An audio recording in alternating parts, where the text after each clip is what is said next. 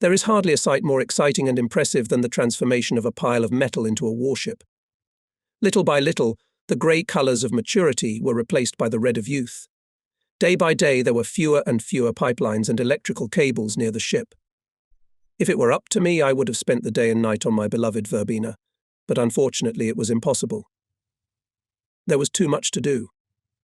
But whenever I went ashore, even for an hour, it gave me an unparalleled pleasure to imagine what I would find my beauty like when I returned, what else would be added to her to make my Corvette even more perfect. I must admit, the build was completed admirably quickly. Soon other officers besides myself began to appear on the Corvette. There was the artillery officer checking the serviceability of the guns, or the torpedo officer inspecting the condition of the depth bomb throwers. When people around you are constantly changing, you never know how to address strangers. Strange figures in machinists' uniforms crept out of the most unexpected places now and then. The engineer captain, who had crawled out of the propeller shaft tunnel on all fours, looked more like a grimy dock labourer when he appeared than anything else, but he could hardly have liked to be addressed in a way that matched his appearance. Verbena had already become a real ship. The day of her going to sea was fast approaching, and there was still work to be done. I was very busy, but I still could not look at my beauty. Standing on the deck, I had no difficulty envisioning her as a complete ship. Suddenly I realized that as soon as the Verbena went to sea, the most important sound in my life will be the bosun's whistle. Nothing means as much to a naval officer as the shrill, slightly trembling notes of the bosun's whistle. They inextricably link the officer of today with the long-gone captains of the past, and with all those who will come after us. This age-old tradition is not only stimulating and encouraging, it is even a little frightening. Few young captains have such unshakable confidence in their abilities that even in their innermost thoughts they do not allow the possibility of their failure. And that's where the traditions of the Navy come to the rescue. If you think about it, the surest way to help a man gain self-confidence is to remind him of who he is now, who he should look up to. I summoned my wife and children from Liverpool, and we spent 2 delightful weeks together at the Red Car Hotel while waiting for the ship to be delivered. For the first time in a year I was able to be with my children. I did not know then that I would see them only once next year during the Verbena's short call at Liverpool. I expected that the Verbena would be based in Liverpool, and I would be able to spend time with my family on each port call. It turned out that we were to operate from Londonderry. My wife and I had to decide whether she and the kids would move there or stay in our home in Liverpool, so the kids wouldn't have to change schools. We chose the second option, and I'm sure we did the right thing.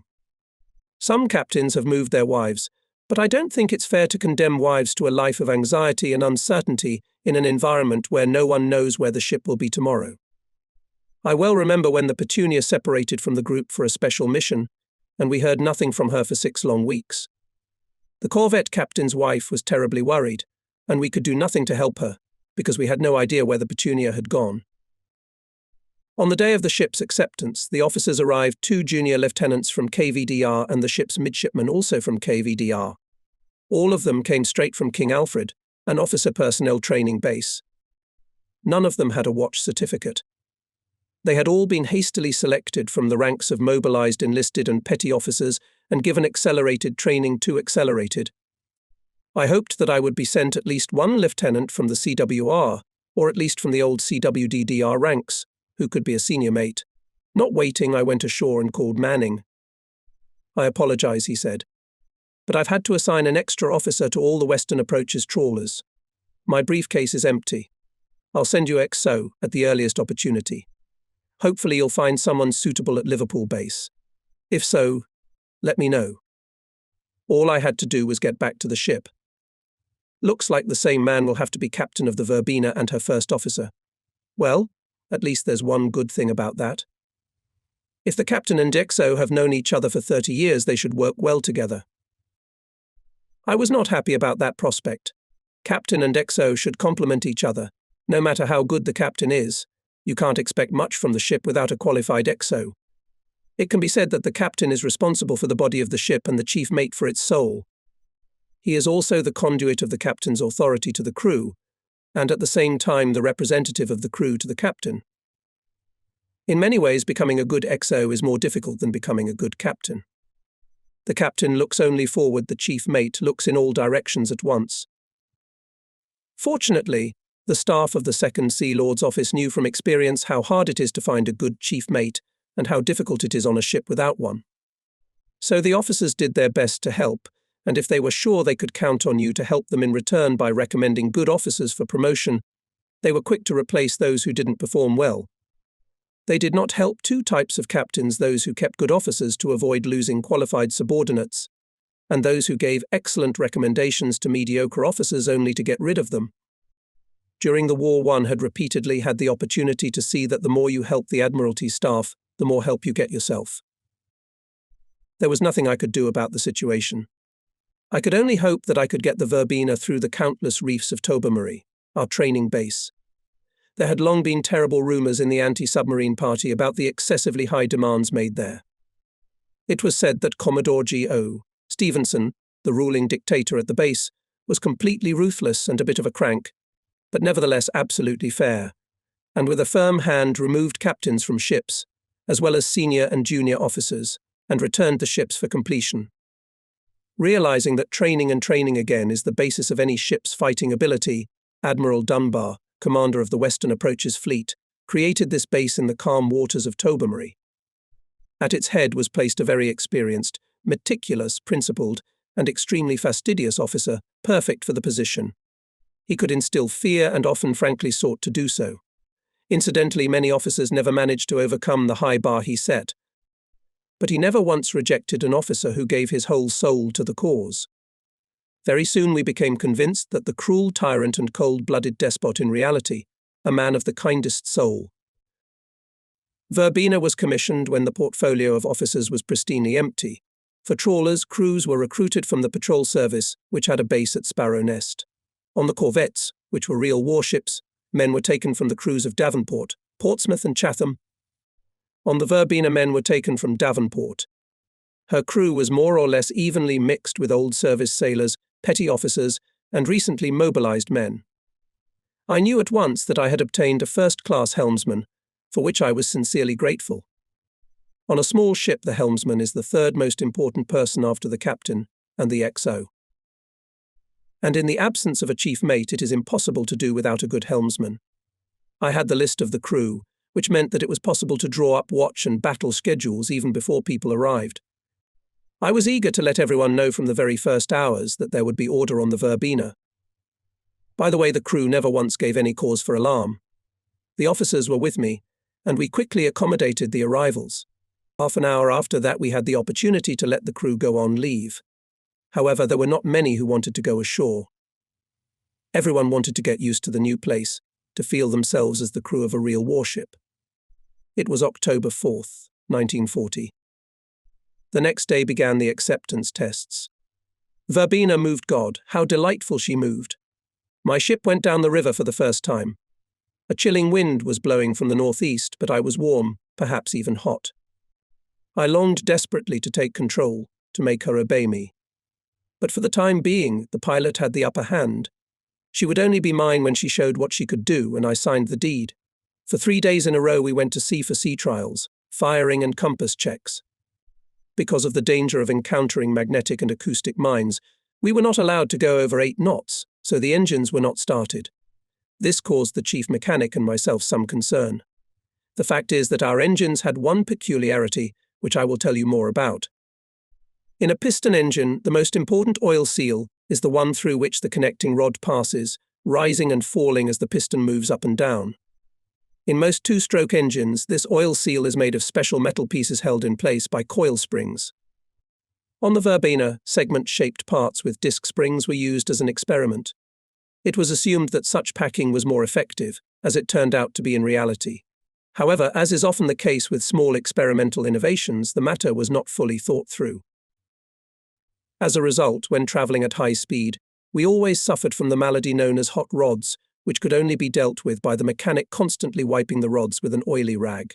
Our work as part of the Western Approaches Fleet rarely required us to make long runs at high speed, but still, one day we had to make such a run eastward, and we came up close to the problem. Wiping the rods had to be done continuously. Oil got into the feed water tank and caused problems with the boilers. This very minor defect eventually brought the ship to the Bombay docks for a 9-month overhaul.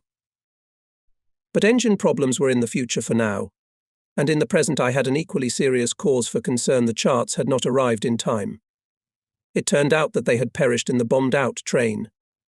Not knowing what to do, I took the maps prepared for Violet, but they were not marked with the current changes, which is extremely important in wartime. I had to hastily adjust the charts necessary for the passage to Tobermory, checking against those available at the naval office. We were ready to put to sea. I signed the deed, said goodbye to the shipyard manager. The Verbena was mine. In the morning I would take her to sea. As I woke up, I heard the wind howling and felt the ship twitching at the dock. There was no need to go on deck to realize a strong wind was blowing from the northeast, so I found myself having to make my first independent decision to sail or not to sail. I had a new ship at my disposal, the engines of which were essentially untested. The way to Peterhead was to be along the lee shore. In such weather, should anything happen to the engines, I could not for a moment stop them for repairs. I went ashore and went to the naval officer in charge. He was surprised to see me. I explained the situation. He was a very busy man who wanted to get rid of the ships cluttering up the harbour as quickly as possible. If you are unable to get the ship out of the harbour, I can easily find someone who knows how to do it. I decided not to take offence and insisted that the matter be put to the Chief of Staff of the Western Approaches Fleet. While waiting for the call, the office owner and I glared at each other with angry eyes. I felt that I was right, but nevertheless felt a certain awkwardness. Unlike me, Nukhtaba had no doubts. We need you very much, but in one piece. Act according to the situation and try to arrive at Tobermory as soon as you can. Back to Verbena I walked with a light heart. In the afternoon the current changed and the wind dropped at the same time. At precisely 3 o'clock we set sail. At the mouth of the river the pilot switched to his dinghy and Verbena was finally mine. I steered her northward on the canal and felt myself the happiest man on earth. My ship had excellent seaworthiness. I had enough experience to feel it as soon as we put to sea. This Corvette was the first to have an extended tank. All the previously built ships of this series, and there were about 50 of them, had a passage between the tank and the bridge.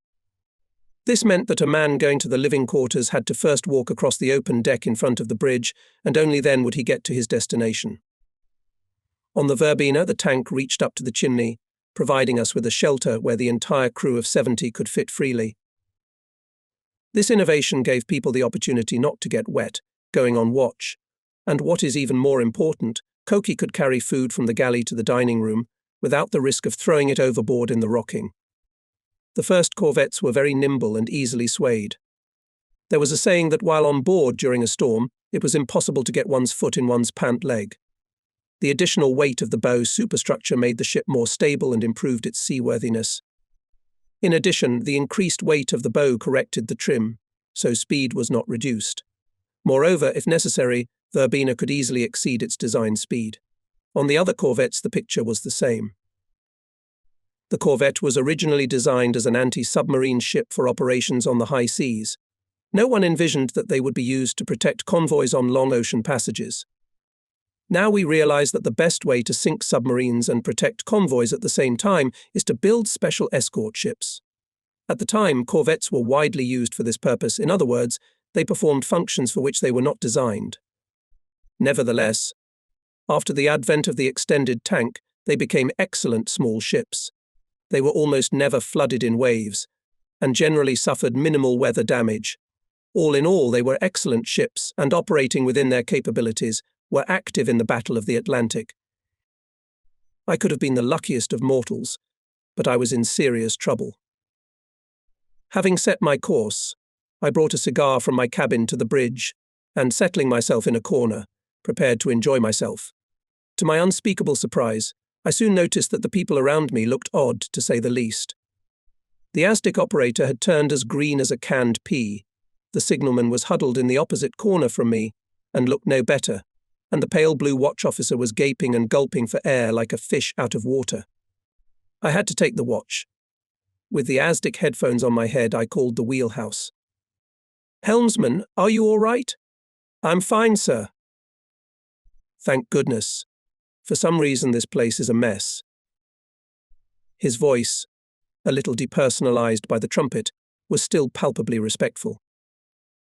Your cigar, sir. Perhaps it's because of it. I guess they're just not used to the peculiar odor. Thank you, helmsman. You must be right. I wasn't thinking. That's very irresponsible of me. A little later, when the watchman had recovered, and we were nearing the lighthouse on the Isle of Farne, I ordered the navigator to locate the ship. It was no use.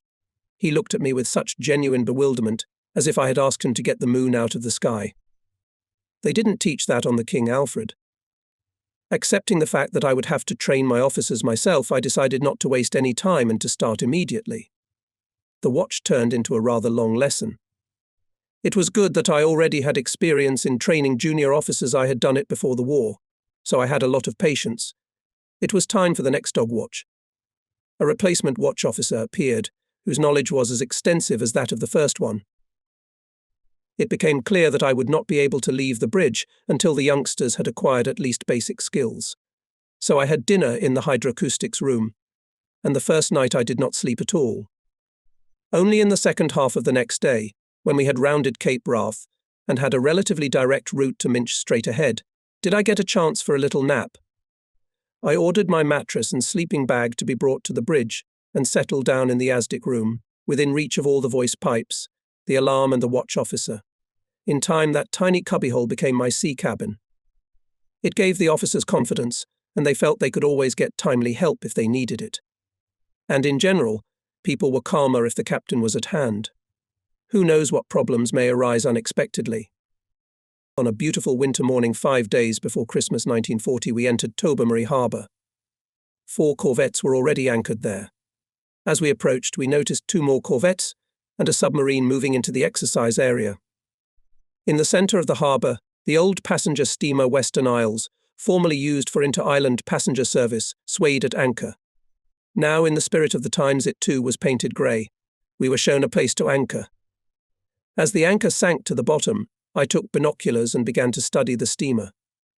From the top deck there was an angry face with wispy grey eyebrows and a belligerent stare over eyes that were, as I later saw, sky blue and seemed to see right through you. This was the Tobermory nightmare, the dictator of the Western Isles. Somehow I knew that when he got us, it would be a big one. I was right. Useful skills were hammered into us efficiently and painfully, and at any moment the command could be heard: lower the dinghy. Drop the second anchor, raise the dinghy. Prepare for towing. Tug the vessel. Send a boarding party to the Western Isles. You've got a crawling anchor, hoist and proceed. Anything could happen. Almost. It did happen at Tobermory, and more than once. The whip snapped and the Verbena had to jump. At first, when we jumped, we screamed in pain. Then we learned to jump silently. To be objective, it must be admitted upon arrival in Tobermory, we could hardly serve as a reliable defence for anyone. After 10 days of hard labour, the day of judgment, came the inspection headed by Nightmare, and his staff came on board. We passed the last inspection, after which Commodore Stevenson came into my cabin and said, "Well, you made it. Congratulations. But you're going to need a first officer. You don't have the strength to pull the load alone. I've already given my opinion to the commander. They'll give you a man in Liverpool. Besides, you'll have to get your vaporizers up and running. I understand you'll now be part of the ocean escort. I expect you for dinner tonight." We put to sea in the morning and set course for Liverpool. No one had taken the trouble to provide us with the notices to mariners, a vital weekly publication vital to any sailor, by which nautical charts are corrected. I had made some changes to the charts in advance, checking against the charts on the Western Isles. I probably had not yet finally realized that at Tobermory we had been certified as part of an ocean escort, and could now expect any assignment. At Tobermory we gained the most important thing of all: confidence. Of course, we were all far from perfect, however, we were doing well. Time will add grease to the wheels, and if luck does not turn away from us, we are sure to become an effective fighting unit. The Corvette Verbena was heading south. As we passed Cape Kintyre, we received the commander's radiogram: get fuel at Greenock and join as an additional escort ship to the convoy that will pass Cape Kintyre tentatively tomorrow at noon. Senior officer on the Velox. So in this campaign I had to do without a senior officer, and without corrected charts, so I set course for the Clyde. The sun had long since disappeared behind the clouds, and when we reached the gates of the boom barrier blocking the entrance to the River Clyde, it was completely dark. It was raining. We asked at the signal tower where the tanker was. We were given a berth number, which told me nothing. There was a strong current under the ship, and the silhouettes of anchored ships loomed up ahead out of the gloom. I could only hope that I could use my sixth sense, which was all I had, to steer the Verbena through the anchorage until I saw two blue lights marking a tanker somewhere. I was afraid to glance at the well-lit chart table lest I lose my night vision. That would be a fatal mistake. God, why was I such a stubborn ass and did not listen to Elgood, who fatherly advised me to become an artilleryman? He meant well for me. I would never have had to stare into the darkness until my eyes hurt, looking for a single ship in a crowded anchorage. You can't even see the bow of your own ship. And when I find this damn tanker, if it happens, I'll have to dock on its side for the first time in my life. Well, I'm not in any danger of that. No one will ever find the tanker here. What's that? A light. Well, yes, I can definitely see a light. Two little blue lights, one above the other. Now we'd better turn. Helmsman. Sir?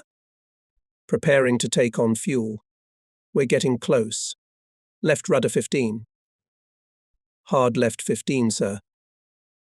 I could see the nose starting to turn, but not fast enough. Increase to 20. Hard left 20, sir. RPM. 70 RPM, sir. 110 RPM. 110 RPM, sir. Reduced to 10. Left rudder 10, sir. Small forward. Small forward, sir. Rudder straight. Rudder straight ahead, sir. Helm? Sir? Sir? Can you see the tanker? Clear, sir. Maintain heading for the second boom. Second boom, sir. The quiet splash of water between the converging hulls, the snake of the ends flashing in the darkness. Left rudder 20, centre back. Left rudder 20, centre back, sir. Stop the car. Machine stop, sir. The ship shuddered slightly as it touched the bailing beam. We've thrown the ends over. We're moored. All right, helmsman. Thank you. I breathed a sigh of relief, and finally unclenched my hands from the rail. My palms were wet, and so was the rail. I couldn't tell you how proud I was of my ship. It had behaved impeccably when I'd asked it to. The signal came on when bunkering is complete.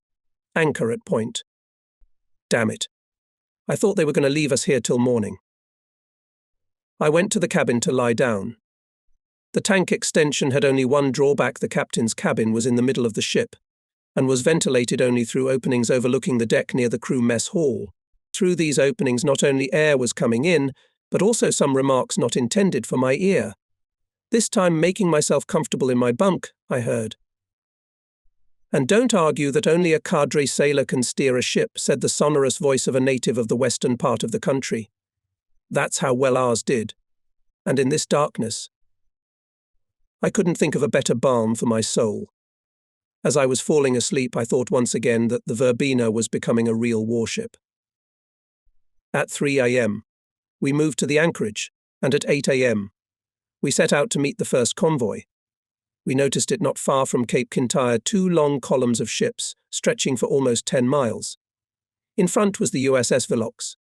A signal light flashed on its side. We were being told our position, from the Corvette, which was dancing cheerfully on the waves, and yet looked like a fighting ship.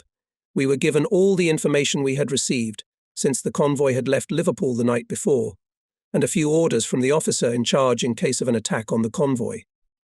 By the time the signalling was over, it was getting dark. We were on our way to the Minch, and the convoy was to move in 2 columns before passing. Once away from the coast, it would turn in a broad front. Instead of 2 columns, there would be 8, 10, or even more, with 5 or 6 ships in each. The convoy was slow-moving, making no more than 6 knots, so its reforming the next morning was not a quick and easy matter. Some ships could go at a maximum speed of 7 knots, and if those ahead reduced their speed to 4, It took the trailing ships 4 hours to cover 12 miles and take their places in the order. It did not take long for the morning to pass. Velox bustled along in the front ranks. Another destroyer closed the order, and there was a corvette at each corner. The Verbina's place happened to be in the starboard forward quarter. On the first night, nothing unusual happened. As dusk thickened, we changed from a zigzag to a normal course and approached the merchant ships. Navigation lights were not lit, and radar was not yet available in those days. So it was more important to stay with the convoy than to continue zigzagging. In any case, German submarines usually attacked from a surface position, and in such conditions a visual observer has more options than an ASDIC. We all lacked the realism and common sense to realize what would happen if German submarines tried to cut our trade routes in the Atlantic. Before the war, we swelled with pride when we got the ASDIC in service and declared to the world that we now had a decent answer to the threat from German submarines. We did indeed have one, but only as long as the submarines remained submerged. But it was only in the inky darkness of a winter night that the Germans almost always attacked from the surface, and until the advent of radar we could only counter them with our keen eyes, high fighting skill, the ability not to pass up in the face of danger and bluff. We had no other weapons against surface raiders. On the second morning we noticed a long-range Focke-Wulf scout approaching from the northeast at a low altitude. The Germans had stationed some of these pesky nerds at Stavanger in Norway. They constantly got on our nerves and caused us a lot of trouble, until our coastal aviation intervened. If the Germans broke through to the convoy, and they did not stop these attempts, they certainly dropped their bombs on the unlucky merchant ships. But even if the German planes did not succeed in bombing, they still detected the convoys and directed submarines at them. The Verbina's gun crew fired a flare shell. At night, our guns are loaded precisely with flares, and there was no more time to reload. The explosion of such a shell seems blindingly bright even in daylight, and even more so at night. The enemy airplane made a sharp turn. The pilots must not have realized at once what had happened, and we fired another shot. The plane turned away and went off in a northerly direction. Well, Verbina showed its teeth, even if it was not real at first. Although at first the officers who arrived on the Verbina were disappointing in their inexperience, very soon I began to really appreciate them. They were very young, extremely serious, and tried their best.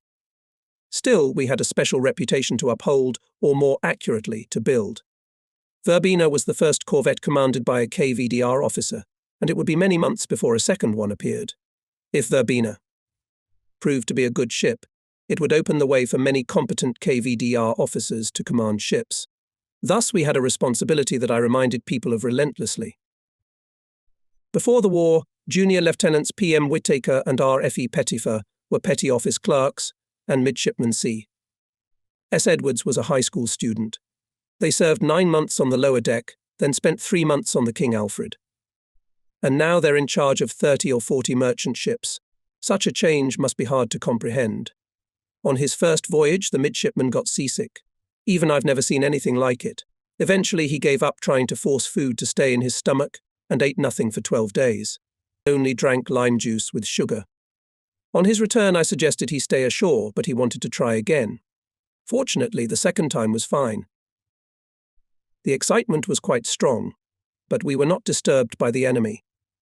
After 8 days the convoy reached the 20th degree of west longitude. Only up to this longitude we could provide an escort. Here we had to leave the convoy and either guard the return convoy or return home and escort the convoy sailing again.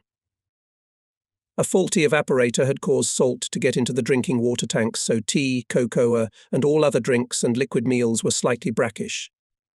We had given almost all of our supply of drinks from the wardroom beer, lime juice and lemonade to the crew mess hall, but there was nothing else we could do to help people. As I had expected, our helmsman was an experienced and reliable man who could be relied upon for everything. This tall, thin, blonde-haired, and very handsome guy belonged to the best representatives of the pre-war petty officers. He was very neat, and always neatly dressed, even in the middle of the Atlantic. This was extremely important, especially on days when we had a lot of hard work to do, and no time to think about clothes. At such times it is easy to slip into negligence and then into slovenliness, and once on that path, it is not easy to stop. Throughout the war, one insisted that the bridge watchman should be neatly dressed and clean-shaven, and as the watchmen included observers who were changed every 2 hours, the whole crew had to watch their appearance. I am not at all saying that if a ship is not shaved and dressed daily, it will be less capable of fighting. All I'm saying is that a high fighting capability is easier to maintain if high standards are adhered to in everything. In this, our helmsman was an invaluable ally and set an example for everyone. By the way, he was one of the last holders of the rank of chief helmsman. Younger guys were already considered chief petty officers artillerymen, transferred to a new position. I was very fortunate to get such a man on our little Verbena. He had great influence over the men, enjoyed unquestioned authority, and was able to handle abnormal situations before they became serious problems. Leaving the convoy, the escort set a course back to Minch. Cape Wrath appeared on the horizon. The Verbena was on the left wing, as before. Suddenly we noticed a merchant ship to the north of us. It was clearly sinking. We reported it to the Velox. We got an order from there. Sort it out. A Dutch dry cargo ship is sinking, we reported. I suggest we pick up the survivors. Proceed, but pay special attention to notice to mariner's number. We hoisted sailors from one lifeboat aboard. The group that had gone ahead was clearly visible on the horizon. They were waiting for us. The Velox repeated the signal again. Note the notice to mariner's number. We would undoubtedly have paid attention, since we were so insistently urged to do so, but our notices were buried under the wreckage of a bombed train, at I don't even know what station. We waited until the nearest Corvette obscured the Velox from us, so that the senior officer of the convoy would not see our signal lamp, and inquired, "What is the notification number? Tell me, please." "A minefield," was the immediate reply. "You're on it, we're not." "Good news," I said to the signalman's petty officer. "Just don't tell anyone yet. It's not like we can go and abandon the second lifeboat." "Of course, sir," he agreed nonchalantly. "We can't do that." We brought the sailors from the second lifeboat aboard and reported to Velox. "Have taken aboard the captain and entire crew of the Dutch merchant ship, including the ship's dog." "Good job," the Velox mumbled. "But I'm glad it wasn't my decision." "Thank you," we replied. "What else is there to say? Only that we should try not to go to sea again without the notices to mariners." We set course for Liverpool. That's where we'll finally get the chief mate, the notices, and get the evaporators repaired. We did repair the vaporizers, we did get the notices, but it was much more complicated with the chief mate. We were told at the Liverpool base that there were no men available. Besides, we were outsiders. Londonderry was our base. That's where we'd find a man. And the officers at Liverpool base have enough to do with their own officers. The Verbena was the first of a new series of corvettes, and there were always people wanting to see her. Admiral Dunbar Nasmyth came aboard while we were still moored. He was followed by an endless stream of visitors. I didn't get a chance to go home to my family or see Elgood. I only carved out time to call the Admiral's office and learned that Elgood was on medical leave. Unfortunately, he was very seriously ill. I can only imagine how proud he would have been of the Verbena. We went to Londonderry. When you leave the cold sea, impassive, indifferent to everyone and everything, and enter the calm waters of the River Clyde, you are immediately surrounded by a peaceful and surprisingly warm, welcoming landscape.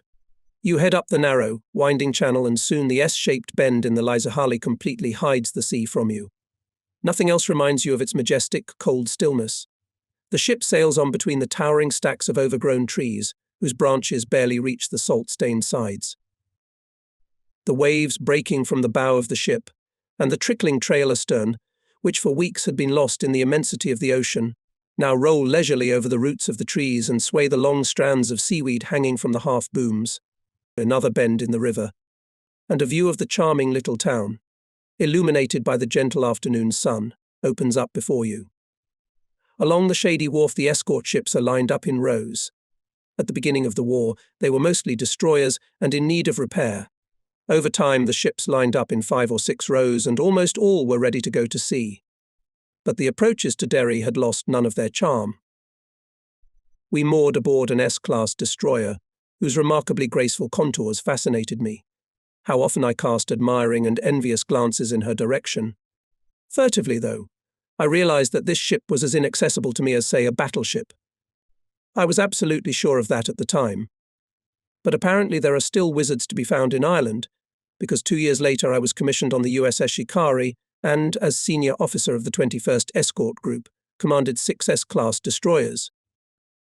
Captain Rook Keane and his deputy, Commander Slaughter, were creating a huge naval base out of nothing. They gave themselves to the work with passion, without abandon. Warehouses and shore services appeared out of nowhere, as if by magic, and crumbling wharves were made to look decent overnight.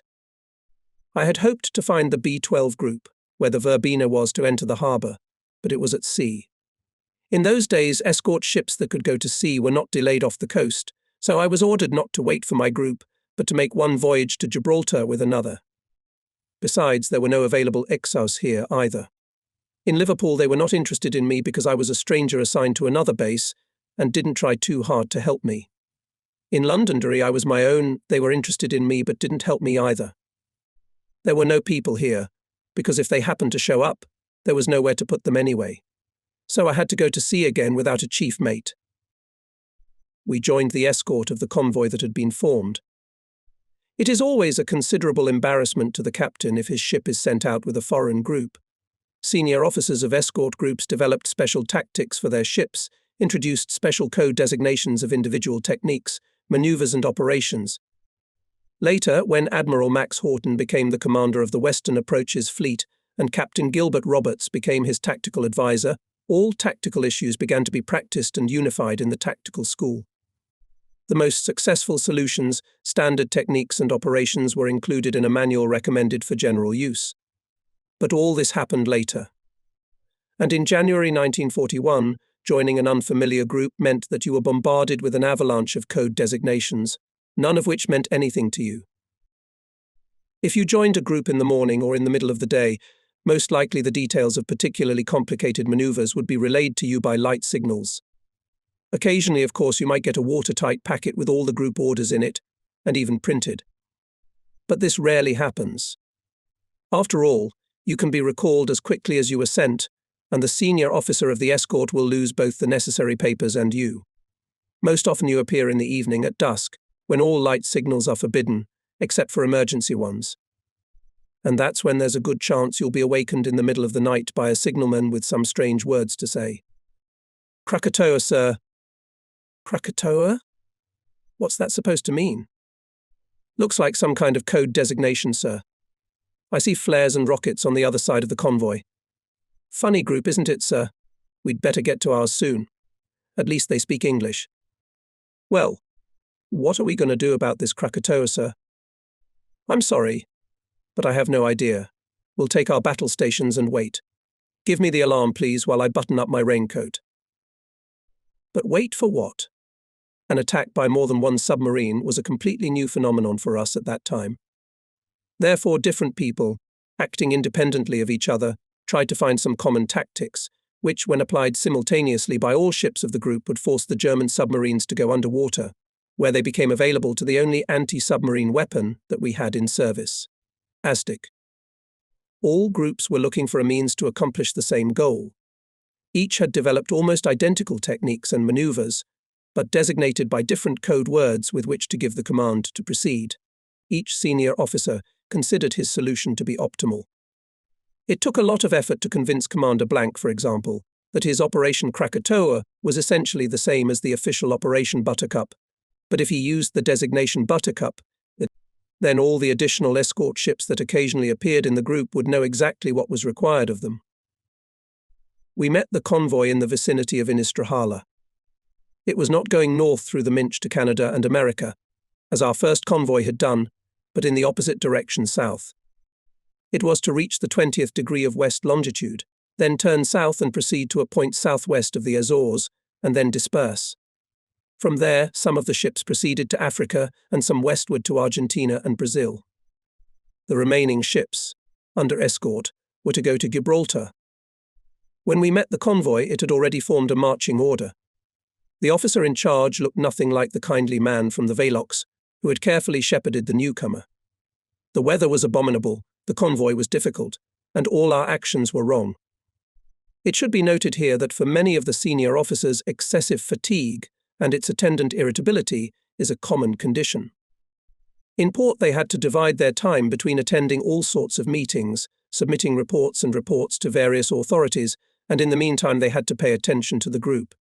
It was not at all cheerful and optimistic, and there were different kinds of people. A strong wind with rain came from the southeast. Now we had to see for ourselves that no convoys are the same. In the previous slow-moving one, the ships had about the same speed, but this convoy was made up of ships going to different ports and having different capabilities. Instead of 7 knots, we tried to do 9 knots. This was too little for the ships that could go at 16 knots, but too much for the others. The ships were crowding each other like horses in a stall. The ones carrying supplies for the army in Egypt were loaded to the max and sat low in the water. Others were much lighter. The swell and wind carried the lighter vessels out of the marching order. In an effort to get back at all costs, they squeezed more than they could out of the machines, throwing long tongues of black smoke into the air, every escort commander's nightmare. The convoy became more like a herd of sheep than an organized team. While the senior escort officer was tearing his hair out and thrashing around in front of the convoy, the Verbena took up a position behind, trying her best to get the babies who were constantly falling out of the cradle back into place. There was a constant exchange of signals between us and the senior officer. Often it was impossible to read them, because his ship was always blocked by one of the merchants. The signalmen, who had already lost their ability to think, and who were too foggy to read them, kept transmitting messages whether we could read them or not. Number 14 is smoking. Stop it. Number 23 out of warrant. Number 35 is out of order. Why are you so slow to respond to signals? Take the right position. It went on like this for 3 days. All this time I remained on my feet, diligently responding to the incessant stream of signals. At night, when the senior officer behaved relatively calmly, I kept watch, ensuring the safety of the ship. I had no experienced officers, and the weather was such that it required considerable skill to hold my position. It was as dark as the devil's backside, and only occasionally a vague grey spot flashed. It was the trailing ship of the central column rose on the wave, half exposed the propeller, and whipped up a cloud of boiling foam. I slept only 3 hours in 3 days, and not in succession. At last we turned south, or I don't know how much more I could have endured. Immediately after that, I suppose to complete the picture, we entered the fog, a thick, milky white fog that made it hard not only to see but also to breathe. We could hardly distinguish the blurred outlines of our ship, we could see nothing else. But we continued to follow the convoy's course. It went on like that all night, and at dawn, when the fog cleared, we were surrounded by a deserted sea. Not a hint of a convoy. I have never once had occasion to attend a Liverpool convoy meeting, and no one has ever bothered to tell me that this particular commander, for reasons known only to him, always indicates to the convoy vessels a rendezvous point not less than 25 miles behind where he actually intends to be. I received light signals regarding rendezvous points for the next 3 days and, to the best of my ability, went to each of them in turn. At least I thought so, for the weather was cloudy and I could not make up my mind. From the moment we left Inistra Hall, we were all the way down the count. On the Verbena, I was one in several persons, and could not keep track of everything. There could well be a mistake in the calculations. Besides, they included the approximate speed of the convoy. And in general, before radar appeared, the task of maintaining constant contact with the convoy in poor visibility conditions was the worst nightmare of all escort ship captains without exception. Escort ships often lost convoys, but being able to accurately determine their location and knowing the rendezvous points, found them again. It so happened that in conditions of visibility, never exceeding 1 to 2 miles, we reached the estimated point 25 miles from the convoy and did not find it. After 3 days, I decided to follow the convoy to Gibraltar, keeping to its estimated speed and course. I hoped that as soon as I could make up my mind, I would report my whereabouts to the senior officer by radio and request a course that would enable me to rejoin the convoy. It was the season of the Portuguese trade winds, southwest winds that bring low clouds that cover both the sun and the horizon. We had been heading south for 2 weeks, but had never been able to pinpoint our location. One evening, it was about 6 o'clock, we suddenly emerged from the band of fog and found ourselves under a bright subtropical sun. I hastily set about determining my coordinates, but at this late hour I was only able to calculate longitude. We were about 100 miles from Gibraltar, but at what latitude? I decided to steer the ship toward the shore and determine by the stars as darkness fell. By this time I had had a good night's sleep and felt excellent. The crew was working well, and the officers were beginning to gain experience and confidence. In short, the voyage had been extremely rewarding in its own way, and we had experienced many of the difficulties of escort ships. I prepared to determine by the stars, chose 2 stars to the north and east of us, picked up a sextant, and only then noticed that something strange was happening to the horizon line. While I was trying to figure out what it meant, we re-entered a band of dense fog. We crashed into it like a pile of white cotton and became hopelessly bogged down in it. The fog drifted over the bridge, and was quite palpable. It seemed to touch. It clogged our nostrils, it went down our throats, and we wanted to spit it out. From the bridge it looked as if the fog had cut the verbena in half just beyond the chimney. The observers could only sympathize. Above their heads the fog was even thicker. People in the crow's nest could be heard but not seen. I had never seen such thick, viscous fog in my life, before or since. Fortunately it was dead calm, which meant we would have been alerted to the approach of a surface vessel by the Aztec. So we moved on. The next morning, no later than 8 o'clock, according to my calculations, we should have seen Gibraltar, or at least one of the capes to the south or north of the entrance to the strait. But we were still moving in fog, so I ordered a reduction in speed. Soon a gap showed in the fog. About 6 miles directly ahead I could make out land. It appeared to be a promontory, but which one? There was a lighthouse on it, and if I could have seen anything but a light spot, I would have identified the cape by the outline of the shore. But nothing but a vague blot of light was visible. We couldn't get any closer. We had to either identify the shore or take depth measurements. While we were measuring, the fog closed around us again with an impenetrable murky shroud. All we knew was that land was close at hand. I assumed that the promontory we had seen was on the southwest side of the entrance to the strait, and we set a course northward, constantly checking the depth and following at a steady pace. Another clearing in the fog, and we saw a low shore covered with red-brown cliffs. It stretched both east and west, crossing our course. In other words, we were heading straight for it. We had to lay down on the opposite course. We could see nothing, and soon we couldn't find the bottom, at least not at a depth of 30 fathoms, which was the limit of my echo sounder.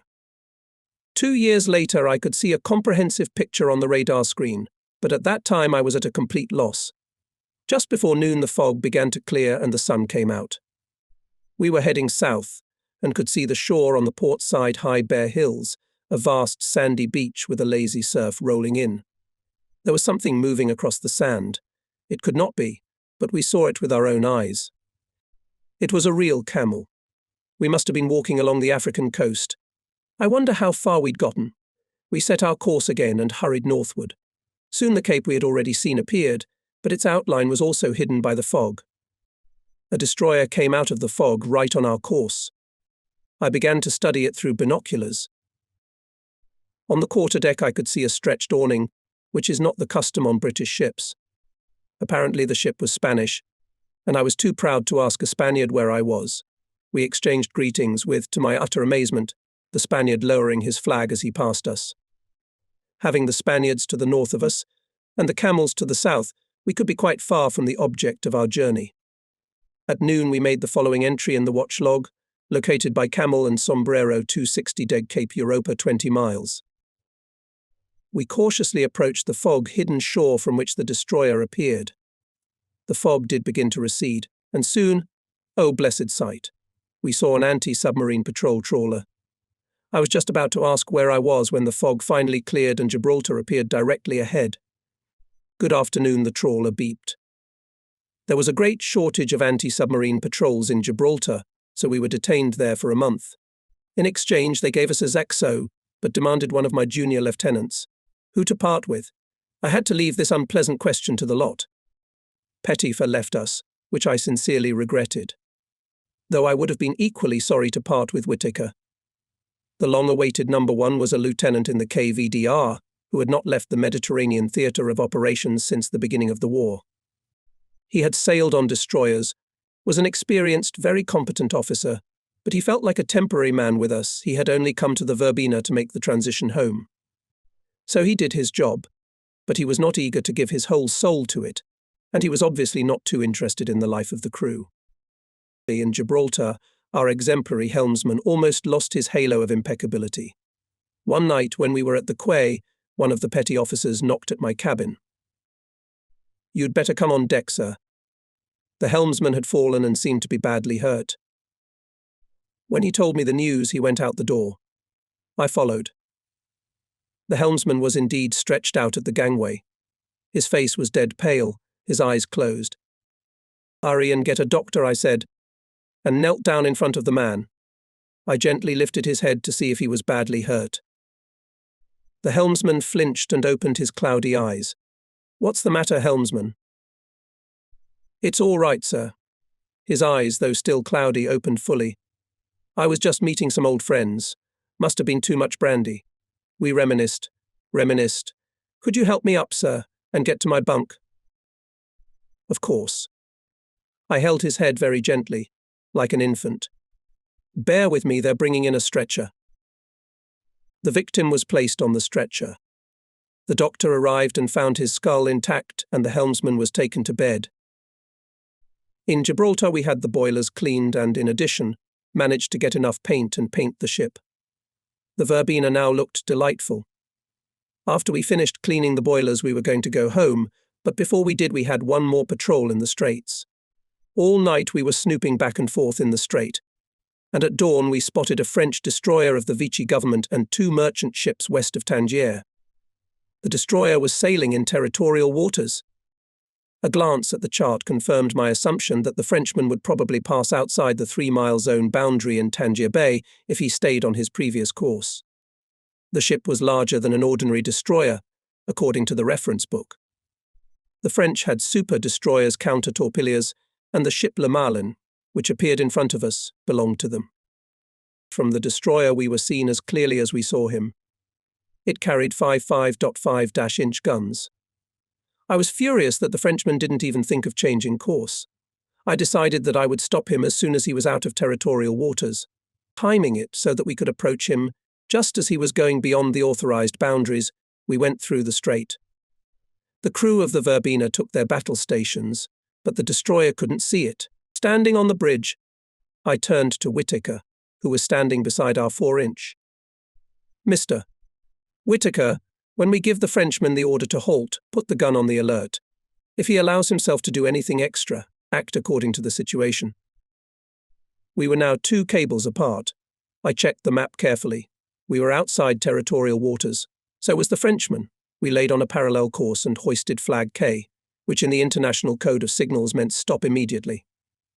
The order was then duplicated by a 10-inch signal lamp. Our guns were pointed toward the intruder's bridge. There was confusion aboard the destroyer. Men crowded around the guns, which looked toward the bow and stern, but our guns were facing the destroyer's bridge, and we were 50 yards away.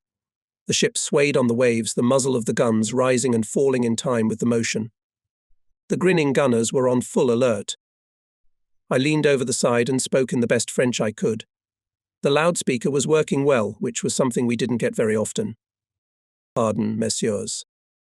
Je vous prie de ne pas toucher un de vos canons, et je désire que vous arrêtez votre vassitude. Je vais vous rapporter mon anomalie tête-à-tête et qu'il me demandera de vous prendre au contraband control."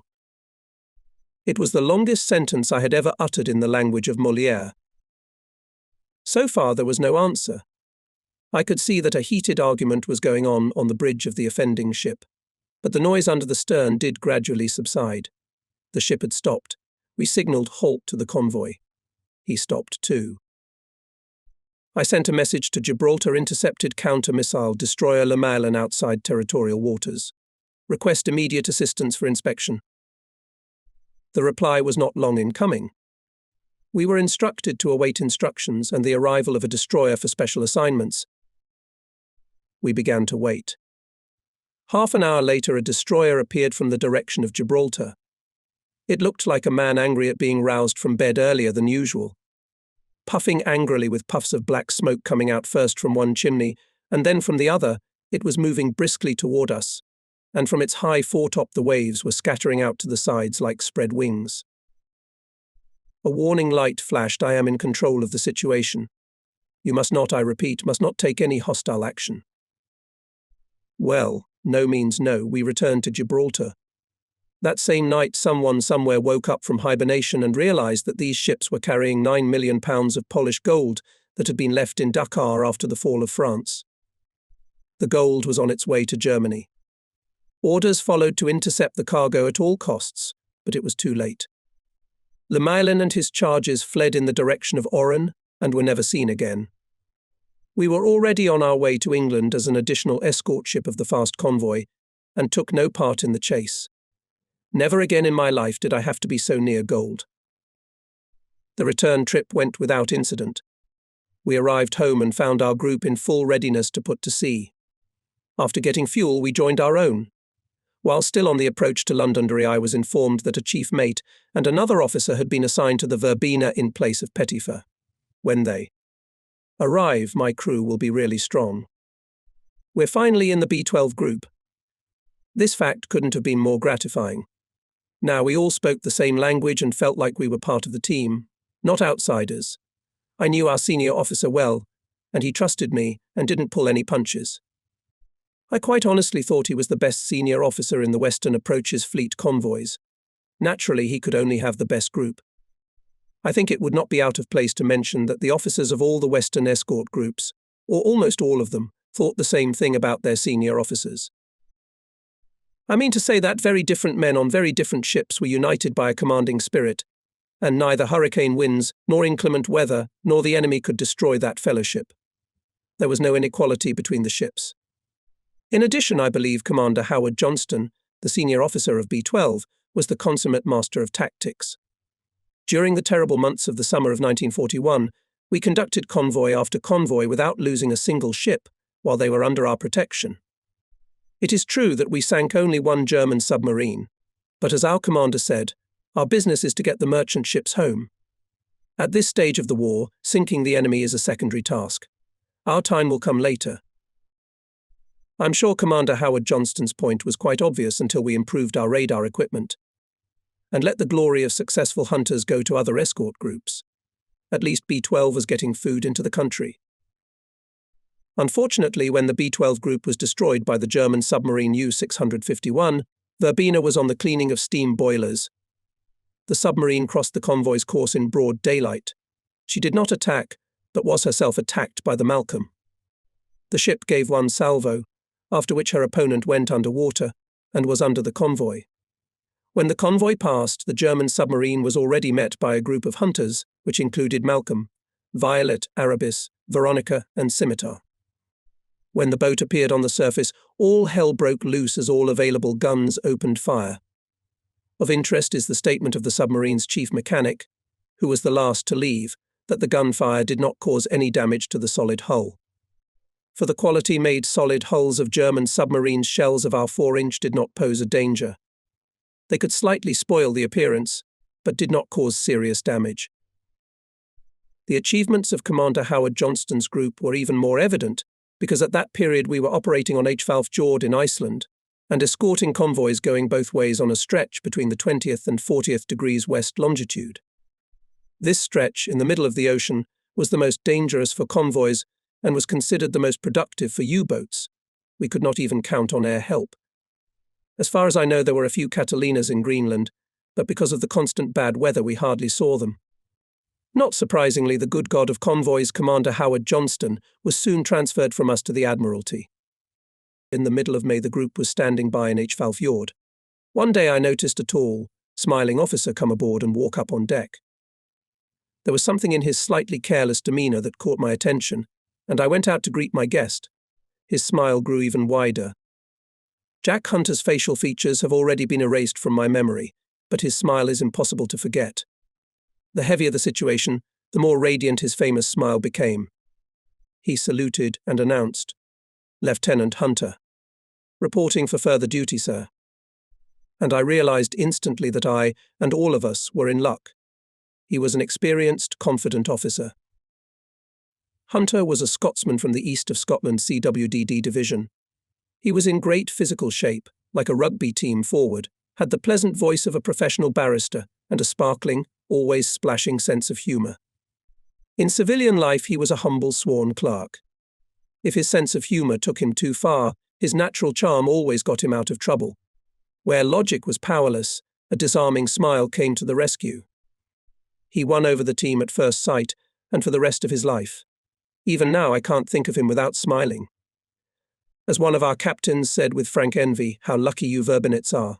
With a barrister as XO, you can get away with murder. The most important part of that statement was the word Verbenians. We ceased to be officers, petty officers and sailors. We all became one big close-knit team, the Verbenians. This new but fully formed community of people was Jack Hunter's contribution to the common cause. He served as a kind of catalyst that helped fuse the separate parts into a cohesive whole. And from then on, if something hurt one of us, it was felt in one way or another by all of us. The feeling of being one with the Verbena people gave me great satisfaction. When I left the Verbena, I never experienced anything like it again until a very different chief mate performed the same miracle on the destroyer Highlander. An officer in command of even so small a ship as the Verbena is a man of willful loneliness. The other officers and sailors assume that he knows much more than they do about the plans for the future. He has to be constantly on his guard not to say anything unnecessary. He is the guarantor of general discipline, the last supreme authority in deciding the fate of violators and petitioners, so he is always suspected of tyrannical tendencies. Officers, feeling that his high position can embarrass them, prevent frivolous pastime, in every possible way make it clear that his company during off-duty hours is undesirable. Hunter, possessing sparkling humour and inexhaustible charm, easily made them forget about such fears. Probably his experience as a barrister had given him some special insight into the weaknesses of human nature. People treated him with absolute confidence, and confided all their anxieties to him without question. If, however, I tactfully decided to refrain from attending a party in the wardroom for fear of embarrassing those present, Hunter invariably came to my cabin and persuaded me to join the others. I don't recall him having to do much, though. He was indispensable in any situation, even something as delicate as releasing offenders from the local police station. Late one night, while anchored in Londonderry, we received information that a sailor had been taken into custody for possession of an object he could not explain. The object turned out to be a massive and remarkably ugly marble clock. The sailor was arrested by police officers as he wandered through the dark streets of the base late at night, carrying this masterpiece by an unnamed watchmaker. He told the police that he had purchased it from an unknown person in a public toilet for the sum of 5 shillings. The story was too incredible to be believed by a normal policeman, but Hunter was determined to get the boy out, if it was humanly possible. The two of us went to the police, but they would not give him to us without the inspector's permission. We had to repeat the visit the next morning. I don't remember what arguments Hunter made at the station, but they worked. The sailor was free, and the 3 of us walked back to the ship, the freed prisoner dragging obediently behind us, bending under the weight of a 60-pound, intimidating-looking watch.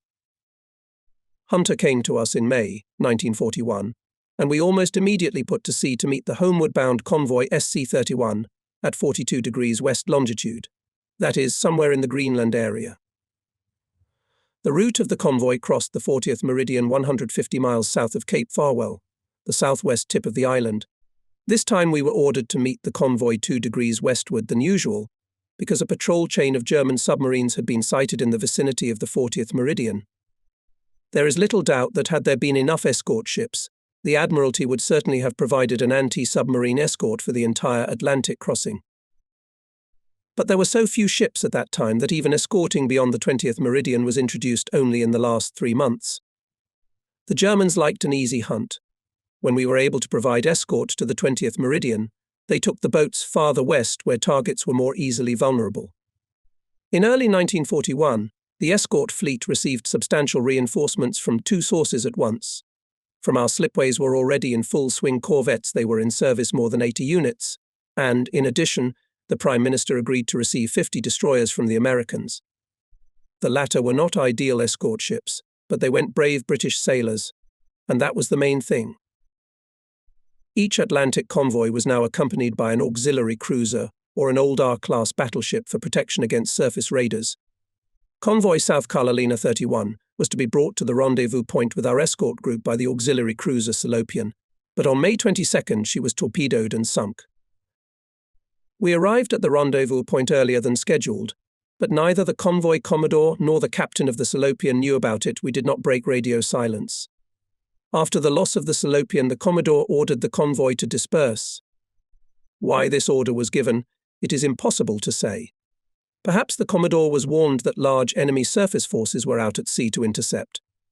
If so, then his actions are perfectly justified. The rights of the commodore of the convoy and the senior officer of the escort should be clarified.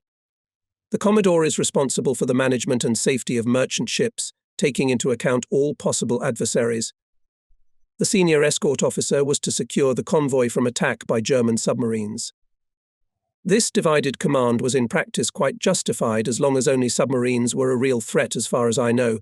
The commodore always agreed to the request of the senior escort officer to change the convoy's course if necessary. In the present case, the commodore of the convoy, deprived of his ocean escort and without any anti-submarine defense, might well have expected a submarine attack. He may have decided to disperse the convoy to scatter potential targets over as wide an area as possible. As soon as B-12 became aware of the dispersal of the convoy, Commander Howard Johnston on the Malcolm and 4 other destroyers headed full speed toward the convoy to try to remedy the situation. Behind them came the corvettes at the maximum speed available to us, and already behind us the anti-submarine trawlers were trying to keep up. The night passed in desperate attempts to gather the scattered convoy. It seemed incredible that the ships had managed to get so far away from each other within 2 hours. Having found 1 or 2 vessels, we escorted them to the flock where, like a restless sheepdog, the Malcolm was darting about, and again went in search of them. Before midnight we managed to collect about half of the vessels and even put some semblance of order among them. A little to the north, Commander J. Bostock on the former American destroyer Churchill collected under the wing 10 more vessels, and with the help of a trawler led them to the rest. Shortly after midnight was torpedoed large Dutch tanker Elusa. In an instant it turned into a giant flaming torch. Black smoke was slowly blown away by the wind.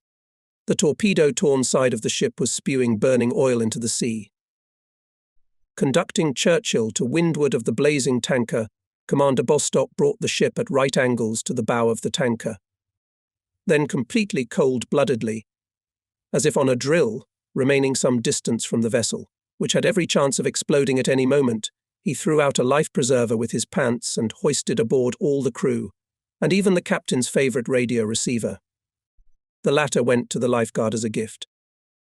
All this would not have been easy on a British destroyer either, but on the American such actions required truly extraordinary skill. Work on the former American destroyers was extremely difficult, and there were quite obvious technical reasons for this. For completely incomprehensible reasons, known only to the Americans themselves, they made both propellers rotating in one direction. This had no effect on speed, but it was just as difficult to steer such a ship as a single-screw one. Having completed the rescue operations, Commander Bostock returned to his charges. Early the next day, the Verbena received orders to return to the torpedoed vessel. If it was still afloat, it was to be taken in tow and proceed to tow until the ocean tugs arrived. At the beginning of the war, we salvaged anything that could still hope to regain seaworthiness. As we approached the wreck, we discovered a German submarine that had surfaced. Apparently, the Germans had decided to admire the work of their own hands. The boat was coming straight at us. We took our battle stations and waited. The German made no attempt to dodge. I assumed that the German commander, having spotted us, preferred to take the fight rather than try to take cover at depth, exposing himself to imminent attack by depth bombs. I think I would have done the same in his position. A submarine on the surface is a difficult target. The Verbena is much larger and much more vulnerable. I relayed a message to the Malcolm. Engaging a German submarine that has surfaced near the wreck of a Dutch tanker. I heard that Churchill immediately called from the Malcolm by radio telephone. Verbena has engaged a German submarine. Go to the rescue. Be ready to take a crew aboard. When the distance was reduced to 2,000 yards, I ordered fire. The first shot must have splashed the Germans on the bridge with a fair amount of water. The boat turned away smoothly and began to sink. Our second shell exploded behind her stern. Having closed the watertight doors, we went for a ram, but we lacked speed to execute this dangerous maneuver. Passing the point at which the boat began to sink, we dropped depth bombs from the stern. On the one hand, it was a necessary formality I, in general, did not count on success. But on the other hand, we could have been lucky. The boat dived at speed, and it was very difficult to determine its depth. I suppose the Germans must have had trouble with the trim. He had to use the ballast pumps to restore it. In other words, we had a pretty good chance of locating the boat with an ASDIC. We quickly established clear, steady contact. The German boat was under the Alusa. I tried to attack, but had to abandon this intention for fear of killing the already crippled tanker. We cautiously went around the Alusa and only then attacked. Apparently the boat was damaged because on the water appeared and began to spread quickly oil stains. The boat was moving against the wind. We prepared for another attack, but the boat appeared to turn abruptly and lay on a reverse course. We suddenly lost contact, and when we established contact again, the boat was heading back toward the Alusa. Probably the German knew he was losing fuel and wanted to get under the oil slick blown by the wind many miles away from the damaged tanker. We attacked again. I realized from certain indications that the boat had gone to deeper water, and we didn't have heavy depth bombs designed specifically for such cases, and the 50 ordinary depth bombs on board were almost used up. Churchill was already on the approach, and I decided to wait to target the destroyer. Unfortunately, it was equipped with an outdated model of American sonar, much less effective than ours, especially with deep-sea subs. Having transmitted the distance and bearing to the Churchill, we had accomplished our mission. Now it was up to him. The technique of such interaction was later practiced and perfected. If two ships were operating together, both equipped with radar, and there was therefore the possibility of accurately determining the constantly changing distance, the results were almost always high. At the time of which I am speaking, we were dropping bombs from the Verbena in series of 5. Later it was converted for heavy bombs and the series increased to 10 units, 5 light and 5 heavy. The calculation was that the submarine would be flattened by the explosions. Heavy shells exploded under the light ones. After the attack we lost contact and hoped that we had sunk the sub. However, there was no certainty, so we stayed put until dawn the next day, May 24th. Then, without clarifying the fate of the boat, but convinced that fuel was running low, we set off on the long 40-mile journey to Reykjavik. Shortly after 10 o'clock we intercepted a message that the Huda had been lost, but at that time we did not know how or where it had happened. Some time later we heard that a British cruiser had engaged and been blown up by the German battleship Bismarck in the Denmark Strait between Iceland and Greenland, that is, 200 miles from us.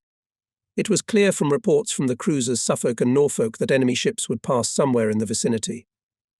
I mumbled to the Churchill, "Your comments?" "Observe and pray," came the reply. Just before luncheon, we spotted a large ship on the horizon heading south. Its hull was hidden behind the horizon line, so it was almost impossible to identify it. I again requested the Churchill, "Should I report what I see?" "Better not," we were answered. "Accurate identification is impossible anyway. There might be confusion.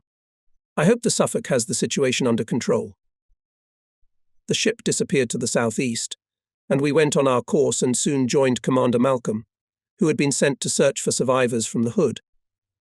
Later Commander Howard Johnston showed me a valise stuffed with wooden planks. It was all that remained of the remarkable British ship. In mid-June we went to Londonderry for another boiler cleaning.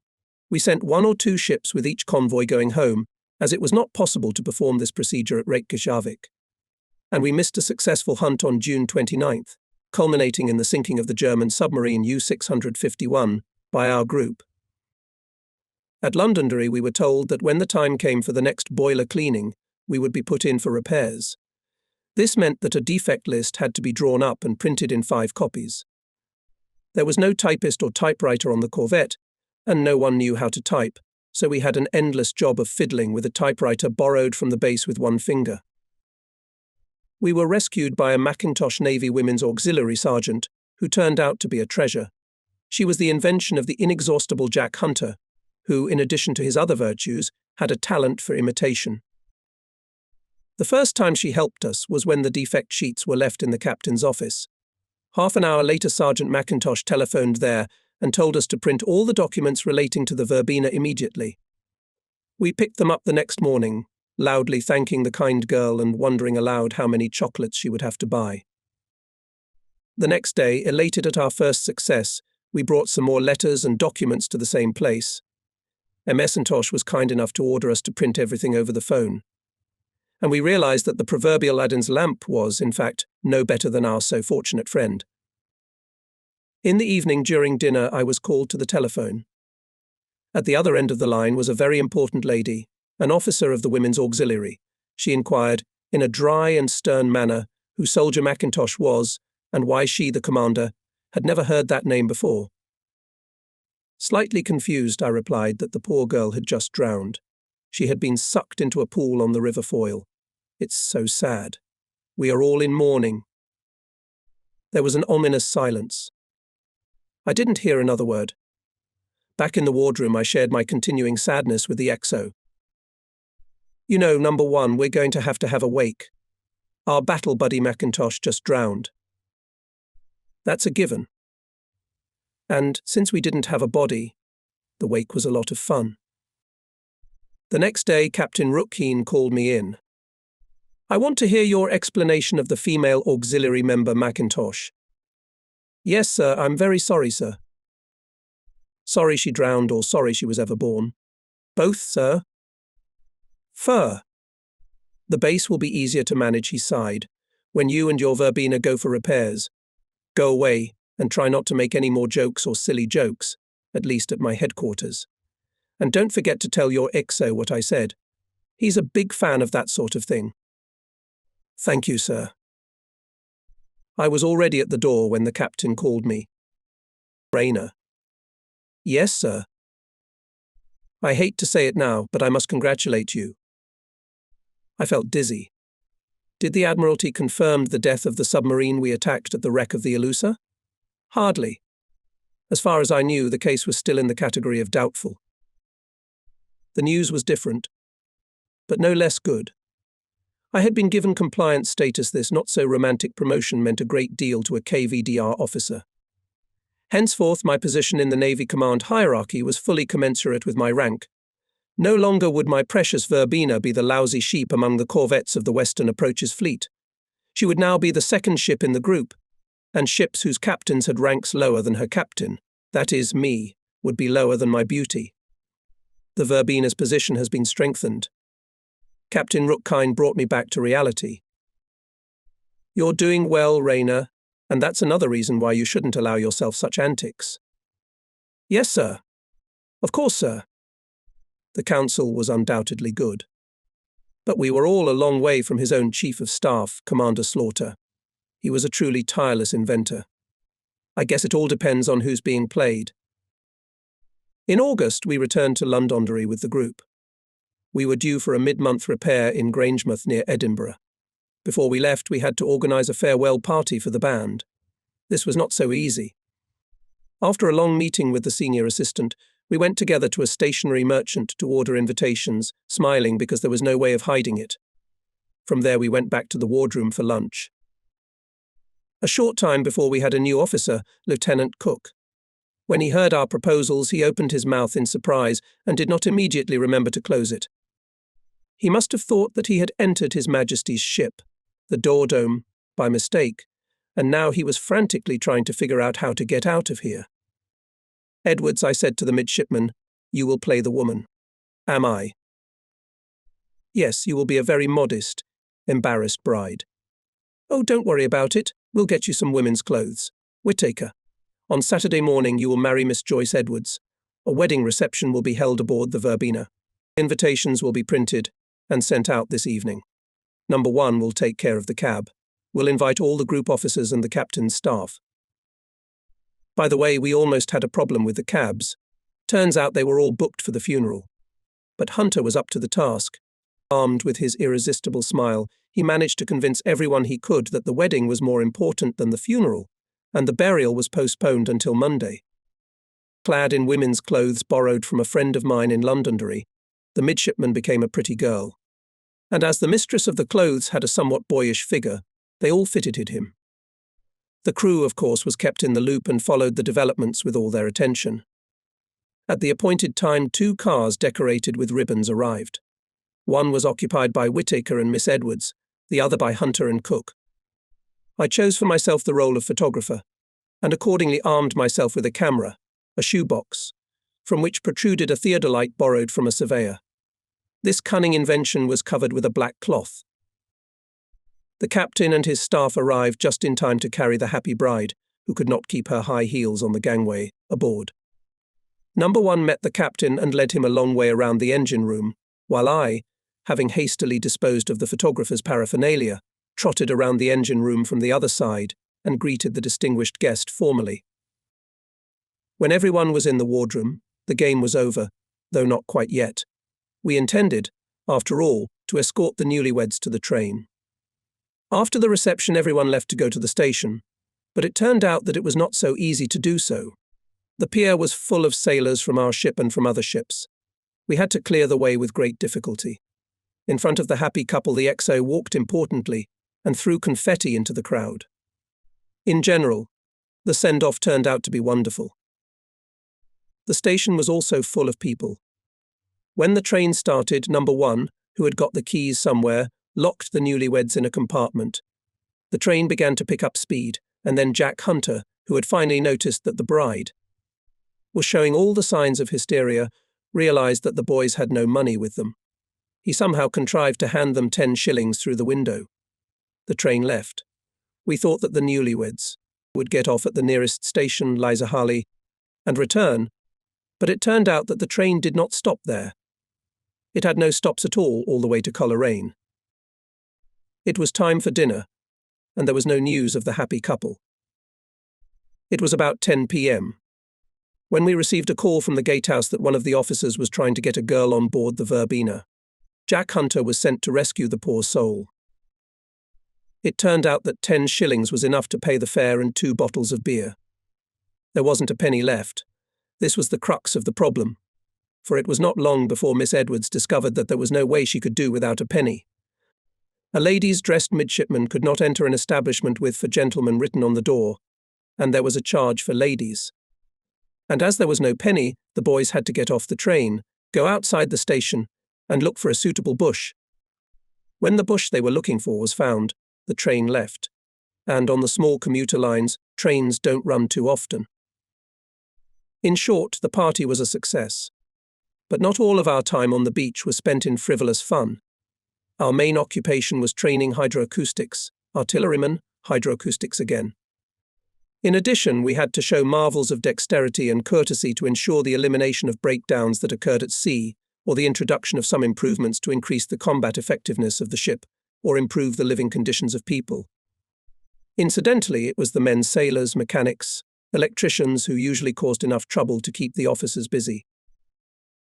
Most discipline offenders who appeared before the captain's menacing eyes, guiltily crumpling their headgear in their hands and lowering their eyes, got into trouble through carelessness. They were late for the bus or forgot to look at the schedule. Sometimes there were violators of a special kind. They didn't care about anything. Something had once turned these people against the service, made them oppose the others. Perhaps it was an unfair punishment, some old case that no one bothered to look into. In other words, some old incident had left an indelible imprint on them. These people are usually older than others and are often the best people on the ship. But they avoid promotion, do not want to take responsibility for others, and therefore behave frankly defiant. At sea, such men are invaluable, but ashore they are a constant source of worry. On the Verbena there were 2 of them, a sailor and a boiler operator. They appeared before my judge's table with depressing regularity, and both of them were inseparable friends. Each time the offences were identical, he was late from leave for so many hours and so many minutes. It so happened that the sailor was a real professional with golden hands, and the boiler driver was not a slacker at all. They knew that if they did not return on time, they would damage the reputation of the Verbena. I had told them that many times. So they made Herculean efforts to get back on time, but circumstances were always beyond them. Once the boiler driver was found crawling on all 4s along the wharf, with the crane rail as his guide, from which he had taken his finger with commendable care. The sailor crawled along the other rail. In order not to lose each other, sir, they were singing all the time, They were so anxious to get to the ship, sir, that we didn't lock them up at the station and brought them here. So you can have them if you want them.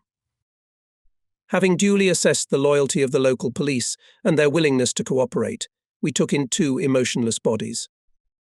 There's a limit to everything. I gave the perpetrators 2 days to recover. We were already at sea when I sent for the proverbial couple. With an angry parent expression on my face, I waited. It was shortly after returning from Gibraltar. First of all, I must thank you for deigning to return to the ship. You know as well as I do that you have a great deal to do with the capabilities of the crew. When we're at sea, you do more than any sailor or stoker. But your latest insolent escapade has put my patience to the test. Tell me yourself, what am I to do with you? How do I get through to you? I suppose you want to stay on the ship after all, or am I mistaken? No, sir, not at all, sir. Of course we want to stay. It's been a long time since we've felt this good the delinquents reported in unison. You mean you haven't met an idiot like me to coddle you and put up with your antics? No, sir, replied the sailor. It's just that you're being honest with us. Look, I want you both to become senior specialists. Give it a try. I'm sure you can do it. No, sir. Thank you, sir. We'll do it some other time. But why? I'm not even talking about the extra money anymore. But you must have girlfriends. Maybe you're thinking of getting married. Wouldn't it be nice for you to brag to your brides that you've become a chief seaman and a chief boiler machinist? It'll be nice for the girls, too. Bride, sir? The sailor's voice was as shocked as if I'd suggested he get a pet elephant. I knew he didn't avoid female company, so I was a little surprised. Yes, the bride. You know, that's one of the little beauties on the beach. Don't you have any girls you'd like to marry? Marry, sir? But why? No, it's certainly not for me, sir. And why buy a book when you can go to the library? So I backed off.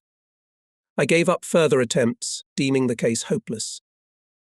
So I was surprised when, before returning to port, a smiling Jack Hunter appeared to me. Good news, sir. I have 2 men who wish to upgrade their qualifications.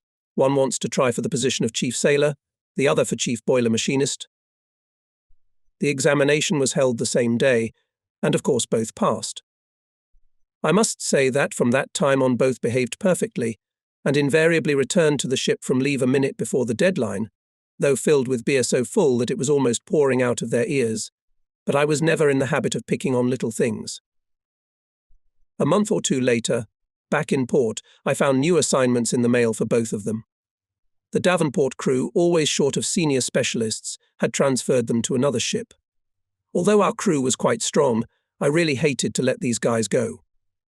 But I had no reason to detain them. On the last day of their stay on board, the door of my cabin opened and 2 embarrassed faces peeped through. We just wanted to say goodbye, sir. I remember everything, boys, and would certainly have seen you before we left. We said goodbye warmly, after which they timidly handed me 3 photographs. In 2 they posed alone, and in 1 they posed together. We took the picture especially for you, sir. Few things I value as highly as these pictures. Early in the 2nd week of August we left Londonderry for Grangemouth for repairs. Having settled all the organisational matters, I hurried to my family in Liverpool. We had a great vacation in Ambleside in the Lake District. But fate is fickle. 4 days before the vacation ended, Hunter called from Edinburgh. Something strange is going on here, sir. I can't explain it over the phone, but you'd better come and see for yourself. Okay, number 1. I'm on my way back. We packed up, took the kids home, and the 2 of us and my wife set off for Edinburgh.